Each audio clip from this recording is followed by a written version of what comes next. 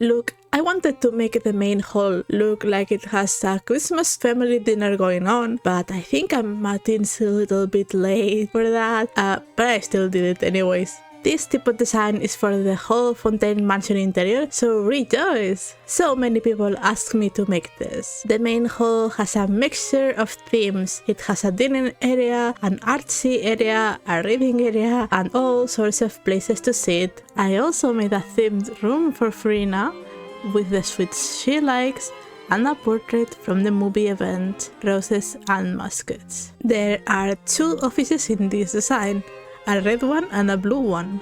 I wanted to place Risley in the red one, but the giant desk I used in that one was too load heavy. Going upstairs, we find 2 more rooms. Navia's room is decorated in gold tones, and I decided to go for the Leo event for her to keep the color palette. It also looks a little bit more geo. Freminet's room is using an event limited mini fishbowl, a bunch of mechanic stuff for him to dismantle, and a bunk bed for him and his brother, but it only sits 1 companion. The second floor hallway fits 3 of them. It's honestly a chaotic mess, as it usually is for this area in my designs. There is a little bit of everything, but it's not too cohesive. It's kinda random, if I'm being honest. Also, I placed one of those photo frames, but then I realized that there are no Fontaine hangout quests yet, so there are no pictures of Fontaine characters to hang there. Don't keep us waiting, Hoyovers. Also, another thing I noticed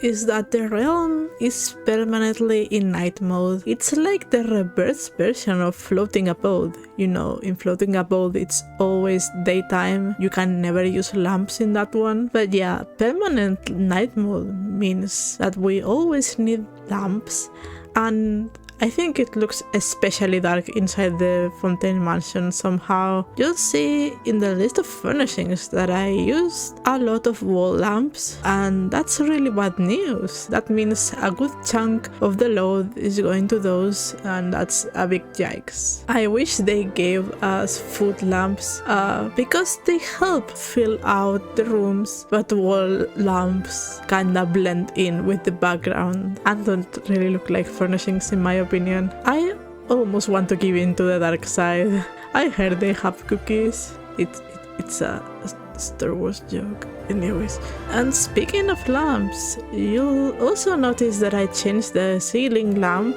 in many of the rooms. That is because the Fontaine style lamp is one of the heaviest in terms of load, and I chose to switch to the candle lamp from Mondstadt to save a little bit of load for actual furnishings. I mean, I don't really find myself staring into the ceiling too often, so I wanted to give it a shot. Do tell me if you don't like it. As for the ceiling and the floor themselves, I only changed them for Freminet's room. I thought the furnishings I chose for him looked a lot better with warmer tones around, so I went for some brown, and to be honest, I think it's my favorite room in the mansion. I mean, aside from the main hall, I think it's stunning with the long dinner tables. But yeah, Freminet's room has a lot more personality. I don't know how to explain it. Maybe I'm just biased towards brown, I don't know. I do feel a little guilty for having used 2 event items though. The photo in Furina's room and also the fishbowl in Freminet's room. I thought they were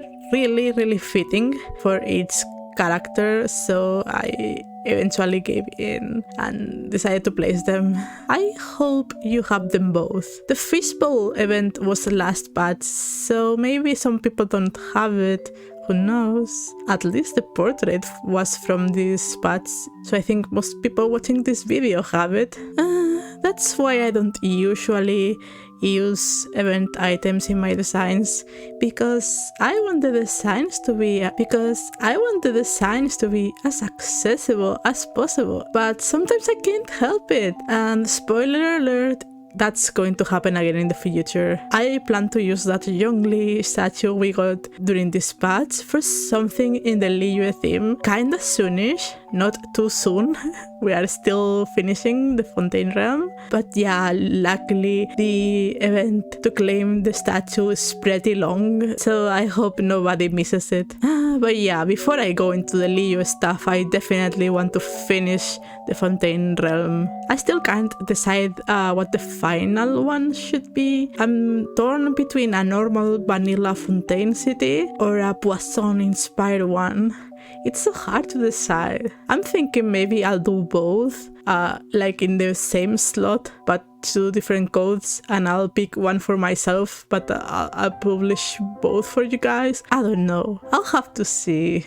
It's a lot of work, but it's also a lot of fun. Man, if only we had more spaces. I always want to make something new all the time. I destroy everything in my teapot very often. I don't know if that sounds weird, but yes, I do. And thankfully, because of the replicas being a thing, I can just download my own design. If what I made is not what I wanted, I can revert to the original. So that's kind of cool. Anyways, thank you all so much for watching and for listening to me rambling. I hope you enjoy this Fontaine Mansion interior design. A lot of people asked me to make this, and I felt a little bit pressured to both make it quickly but also make something that most people would enjoy. I decided to go for the way I usually design my interiors, which is having the companions into account.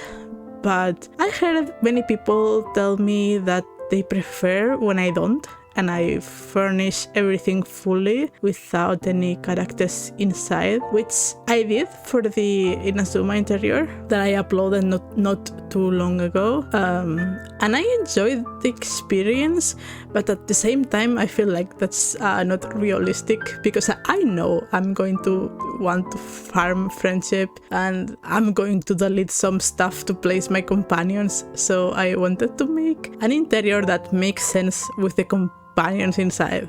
This time I could not fit all 8 of them, but I think what I made has a lot of personality and I'm confident about it. Even if it's not the best, I think I made something that I really enjoy myself, so I'm happy to share it with you guys. My only regret is that I know more furnishings are going to be released and I will feel remorse about this video, because I will want to change a lot of the rooms to make changes with new furnishings in the future. Like, I feel it's pretty obvious because it also happened when I made the replica for the interior of the Sumeru mansion. They later released a lot of interior items for the desert theme. I felt like I kinda wasted my video by not waiting for all of the furnishings to come out, but at the same time, I don't know, I'm impatient.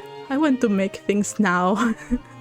Maybe I'll make a revision of this in the future with changes to the rooms, perhaps. I don't know. And maybe I'll go and revisit the Sumeru mansion interior as well. Who knows? Anyways, sorry for talking so much, and thank you so much for watching, and I hope to see you again next time. Bye bye!